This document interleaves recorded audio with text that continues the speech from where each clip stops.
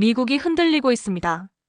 로스앤젤레스에서 시작된 격렬한 시위는 삽시간에 전국으로 번졌고 한때 평온하던 도시들은 순식간에 비상사태처럼 얼어붙었습니다.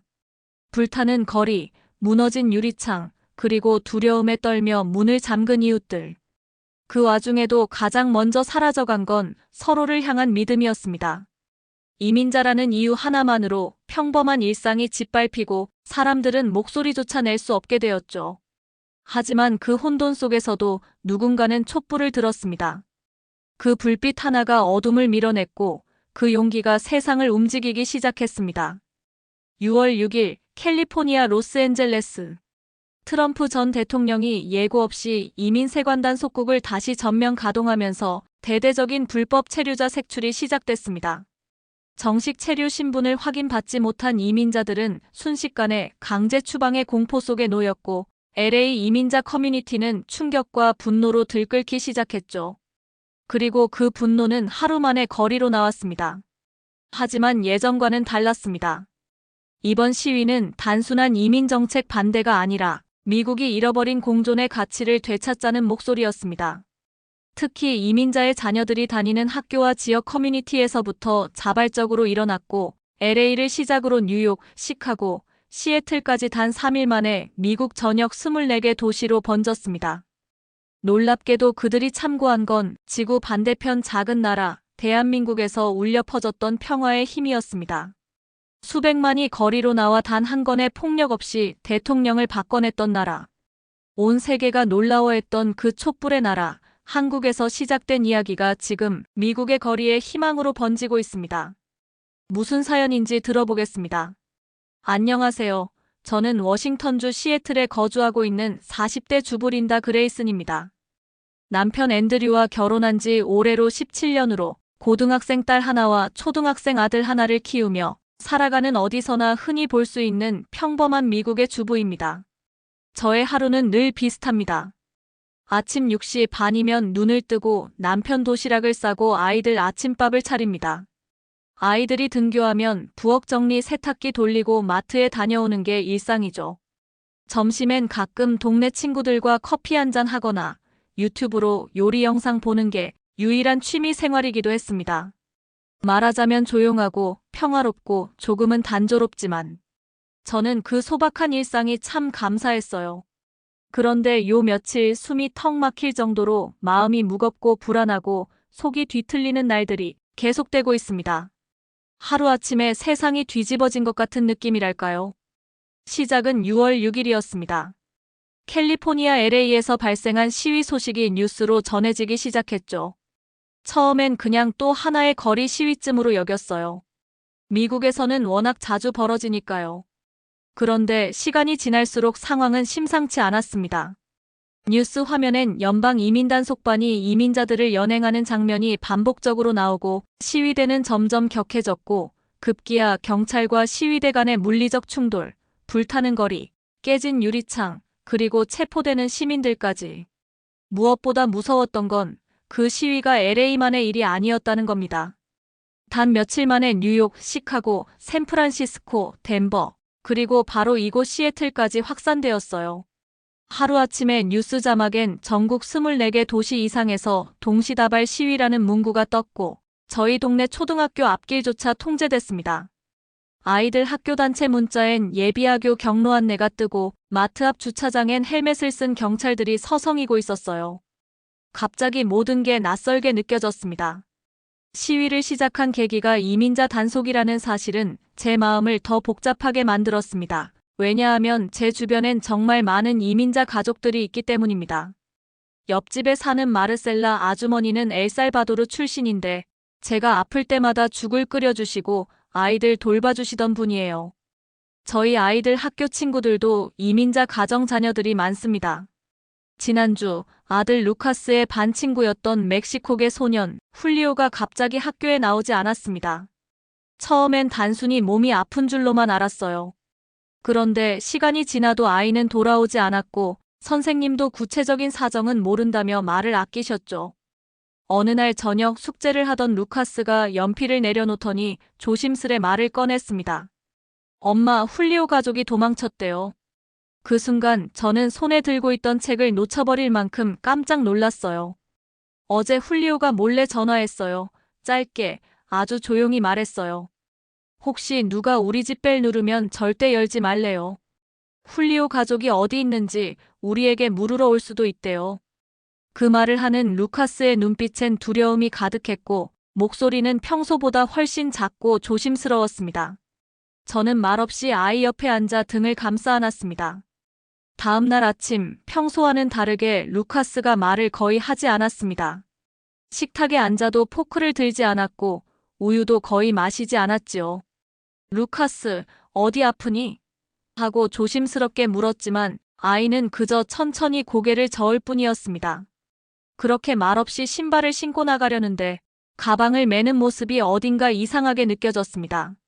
무언가를 숨기듯 조심스럽게 가방 안에 넣는 모습이었지만 저는 그냥 다녀와 하고 배웅했습니다. 그날 오후 루카스는 학교에서 돌아오자마자 방으로 들어가 문을 닫았습니다. 오늘 학교 어땠어? 하고 물었지만 대답이 없었고 이상하리만치 조용한 시간이 흘렀습니다. 아이 방에 들어가 보니 책가방이 열려 있었고 그 안에 구겨진 종이 한 장이 보였습니다. 조심스럽게 꺼내 펼쳐보니 그림 한 장이 눈에 들어왔습니다. 무너진 집 앞에서 한 소년이 울고 있는 그림이었습니다. 얼굴은 없었지만 누가 봐도 훌리오를 그린 것이 분명했습니다. 그림 위엔 또렷하게 이렇게 적혀 있었습니다. 내 친구는 대체 어디 갔을까? 그 글자를 보는 순간 저는 참았던 눈물을 터뜨리고 말았습니다.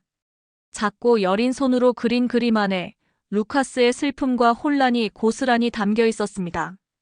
아이는 아무것도 모른 채 그저 친구가 보고 싶을 뿐인데 이 복잡하고 차가운 세상은 그 아이에게조차 숨을 쉬기 어려운 공포를 심어주고 있었어요.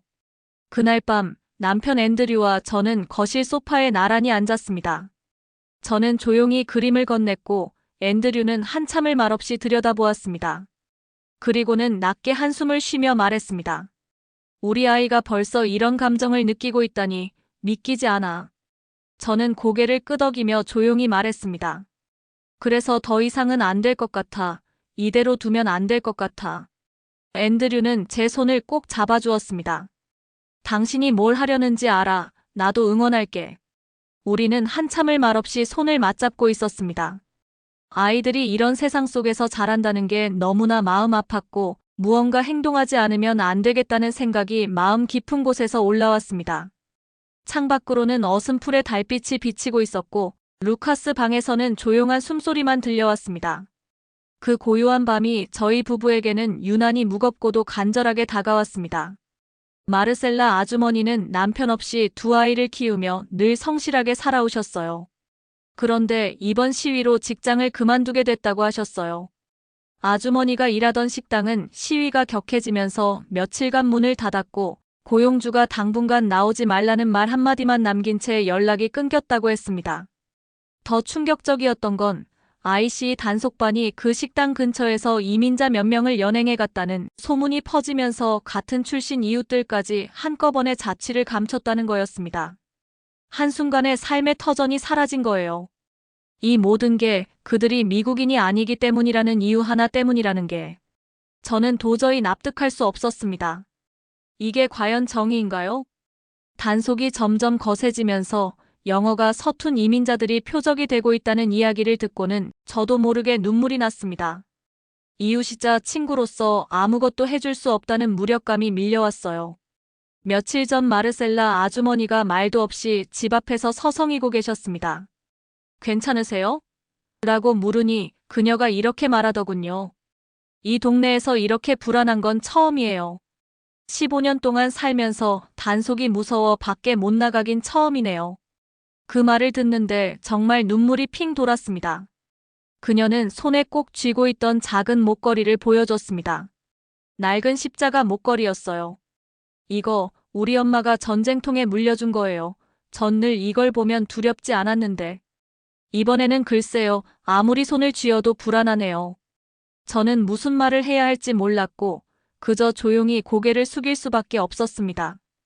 다음 날 오후 부엌에서 설거지를 하던 저는 창밖에서 울음 섞인 고함 소리를 들었습니다. 깜짝 놀라 밖을 내다보니 옆집 마르셀라 아주머니의 아들 마테오가 울면서 뛰어나오고 있었어요. 엄마 가지 마. 제발 가지 마. 아이의 얼굴은 눈물로 범벅이었고 작은 손에는 아직 신고 있던 슬리퍼 한 짝이 들려 있었습니다. 모두가 놀라 멈춰선 그 순간 마르셀라 아주머니는 멈칫하며 아이의 이름을 불렀습니다. 마테오, 무슨 일이야? 왜 그래? 그러자 아이는 숨을 헐떡이며 떨리는 목소리로 말했습니다. 아까 엄마가 쓰레기 버리러 나갔잖아. 근데 너무 늦게 들어와서 엄마가 잡혀간 줄 알았어. 친구가 그랬어. 너희 엄마 이제 감옥 간다고.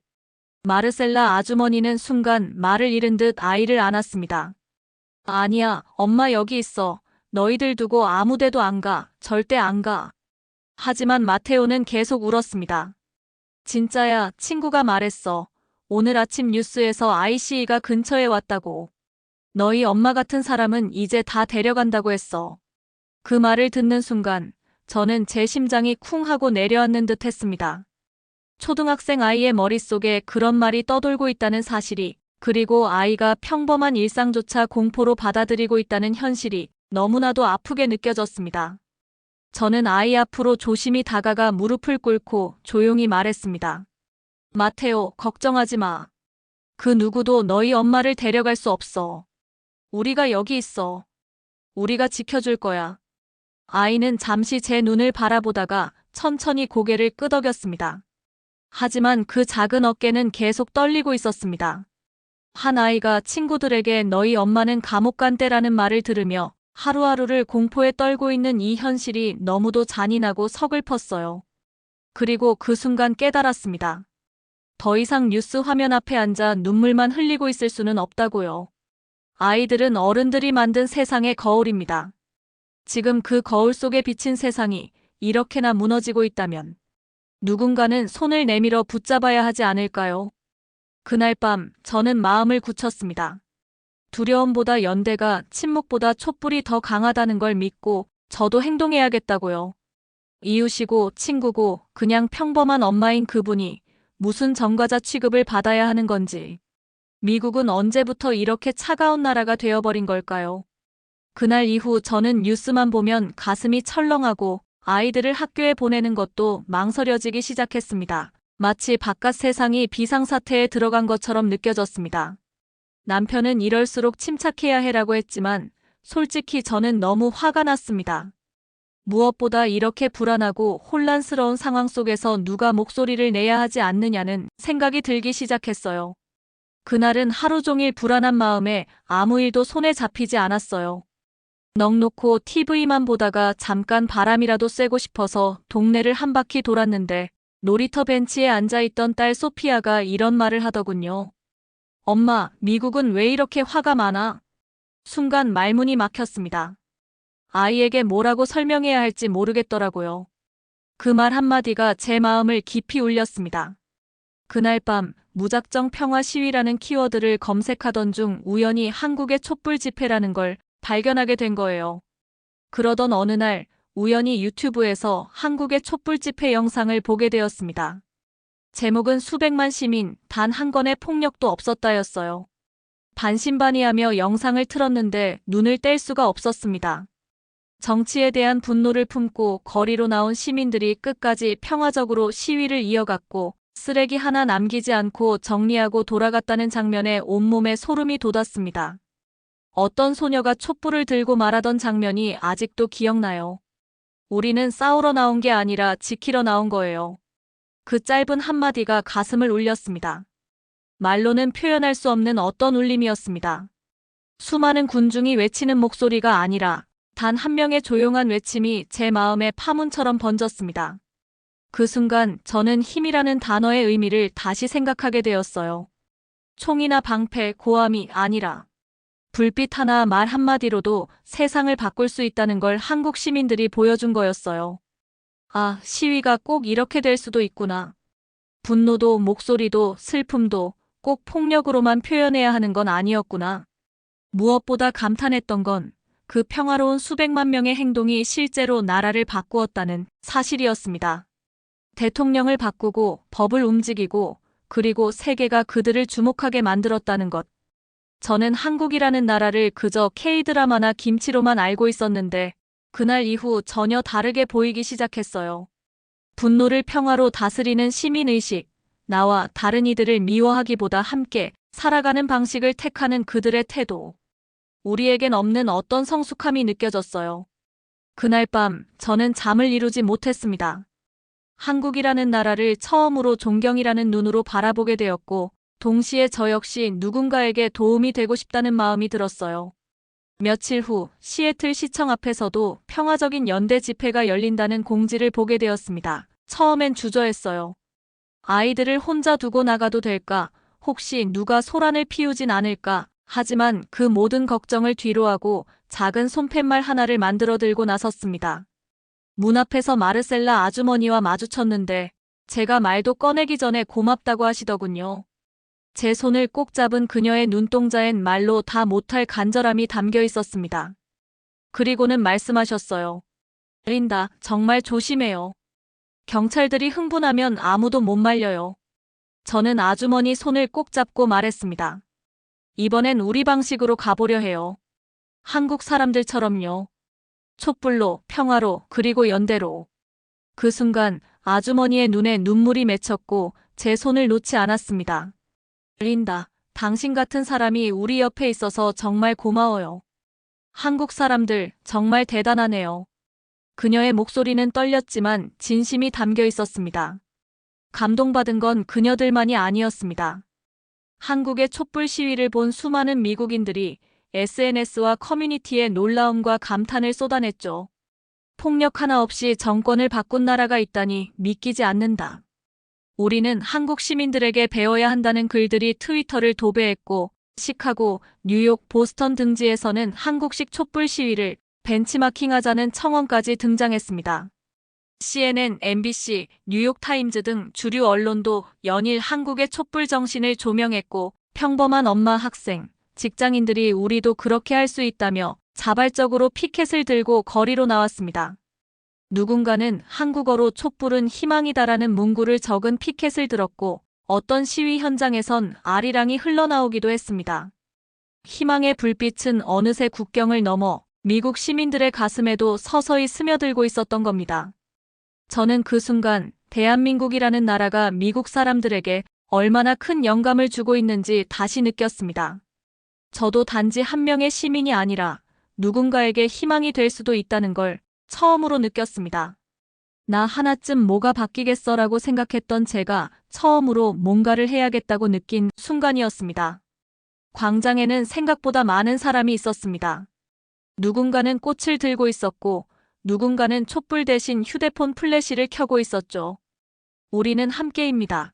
모두의 삶은 존중받아야 합니다. 같은 말들이 하나둘 퍼지면서 광장은 조용한 결의로 가득 찼습니다. 그때였습니다. 제 바로 옆에서 누군가 조용히 말을 걸어왔습니다. 혹시 한국분이세요? 놀라서 돌아보니 단정한 셔츠 차림의 젊은 남성이었어요.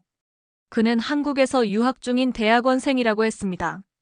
마치 운명처럼 이 시위의 한복판에서 한국인을 만나게 된 거죠. 그는 조용히 말했습니다. 저는 그 촛불 집회에 있었어요. 2016년 겨울 매주 광화문에 나갔습니다. 그 순간 제 눈앞에 영상 속 그 장면들이 겹쳐졌습니다.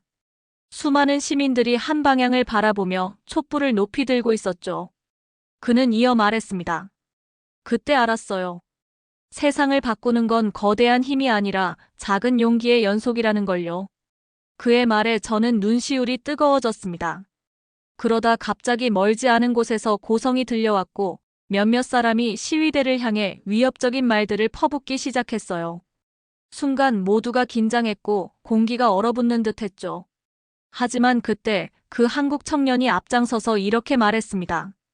우리는 평화롭게 모였습니다. 우리를 자극하려 하지 마세요. 그 한마디에 주위 사람들이 박수를 쳤고 긴장은 조금씩 풀어졌습니다. 사실 당시 시위 현장은 살얼음판 같았습니다. 누군가의 한마디에 순식간에 폭력 사태로 번질 수도 있는 상황이었죠. 하지만 그 한국 청년은 손을 높이 들며 조용히 앞으로 나섰고 모두가 숨을 죽였습니다. 얼굴도 어리지만 그의 눈빛은 단호했고 무엇보다 두려움이 없었습니다. 그 순간 저는 진짜 용기가 무엇인지 보았습니다. 그 장면은 제 마음속에 깊이 새겨졌습니다. 누군가를 막아서는 대신 모두를 안아주는 방식으로 갈등을 넘어서려는 용기. 그것이야말로 진짜 시위의 모습이 아닐까 생각했어요. 그날 밤 저는 단순한 참가자가 아니라 연대라는 단어의 의미를 처음으로 몸으로 느꼈습니다. 그 집회를 다녀온 후 저는 많은 걸 생각하게 되었습니다. 시위를 한다는 게 꼭 고함을 지르고 경찰과 싸워야만 하는 게 아니라는 걸, 누군가의 아픔을 외면하지 않는 방법도 존재한다는 걸, 그리고 그 방법을 한국 사람들이 이미 실천해오고 있었다는 걸요. 지금도 한국의 시민들이 거리에서 보여준 그 평화로운 힘을 생각하면 눈물이 납니다. 그 나라가 참 대단하다는 생각이 들어요. 그 국민의 품격 말이에요. 이제 저는 매일 저녁 창가에 작은 촛불을 켭니다. 그것이 큰 변화로 이어지지 않더라도 누군가의 마음을 따뜻하게 할 수 있다면 그걸로 충분하다고 생각합니다. 그리고 우리 아이들에게도 이야기해주고 싶었어요. 그날 밤 집으로 돌아오자 아이들이 거실에서 만화 영화를 보고 있었어요. 제가 들어오자 딸 소피아가 먼저 다가와 엄마 오늘 무사했어요? 하고 묻더군요. 괜히 눈물이 핑 돌았지만 웃으며 고개를 끄덕였어요. 응, 엄마 괜찮아. 오히려 더 마음이 편해졌어. 그 말을 듣고 아들 루카스가 물었어요. 사람들이 싸워서 위험하지 않았어? 잠시 망설이다가 저는 이렇게 말했죠. 아니, 아무도 싸우지 않았단다. 우리는 촛불을 들고 조용히 마음을 나누고 왔어. 소피아는 잠시 생각하더니 이렇게 말했어요. 그럼 엄마도 촛불로 세상을 바꾸고 있는 거네. 그 말에 저는 잠시 말이 막혔습니다. 아이에게 거창한 설명은 필요 없다는 걸 느꼈어요. 응, 아주 작은 걸 바꾸러 다녀온 거야. 하지만 그런 작은 게 모이면 큰 게 된단다. 딸 소피아는 말없이 제 무릎에 기대었고 아들 루카스는 저를 꼭 안아주었습니다. 그 순간 세상 모든 응원이 제게 주어지는 것 같았어요. 아이들이 나중에 커서 이 날을 기억해준다면 엄마가 그저 조용히 촛불을 든 사람이었다는 걸 자랑스럽게 여겨주면 좋겠다고 생각했어요. 그날 밤 아이들 두 사람을 꼭 껴안으며 속으로 다짐했어요. 이 아이들이 살아갈 세상은 더 따뜻하고 더 공정한 곳이었으면 좋겠다고요. 그날 밤 시애틀 하늘은 유난히 맑고 조용했습니다. 창밖으로 보이는 이웃집 창들에도 하나둘 불빛이 꺼졌고 저만 홀로 작은 촛불 앞에 앉아 있었습니다. 제 손에 들린 그 초는 작고 흔들렸지만 마음은 단단해졌어요. 아주 작고 보잘것없는 불빛이었지만 그 속엔 수많은 마음들이 담겨 있는 것 같았어요. 누군가는 말합니다. 세상은 바뀌지 않는다고요. 한 사람이 뭘 할 수 있냐고, 그런 노력은 결국 헛수고라고요. 하지만 저는 믿습니다. 한국이 보여줬듯이 시민 하나하나의 의지가 모이면 어둠 속에서도 희망은 타오른다고요. 촛불은 강하지 않아 보이고 거세게 흔들리지도 않지만 그 빛은 사람의 마음을 바꾸고 세상의 방향을 바꿉니다. 한국 사람들은 그 조용한 빛으로 세상을 움직였고 우리는 그 용기에서 새로운 길을 배웠습니다. 세상엔 폭력보다 강한 것이 있다는 걸 한국이라는 나라가 우리에게 보여주었어요. 그건 단지 정치 이야기가 아니었습니다. 가족을 지키고 이웃을 감싸고 더 나은 세상을 만들려는 평범한 사람들의 이야기였죠. 그래서 한국의 촛불은 우리 모두의 심장 속에서 꺼지지 않는 빛으로 남습니다. 그리고 이제 그 불빛은 태평양을 건너 이곳 미국의 거리에서도 조금씩 피어오르고 있습니다. 오늘 사연은 여기까지입니다. 시청해주셔서 감사드리며 좋아요와 구독은 영상 제작에 큰 힘이 됩니다.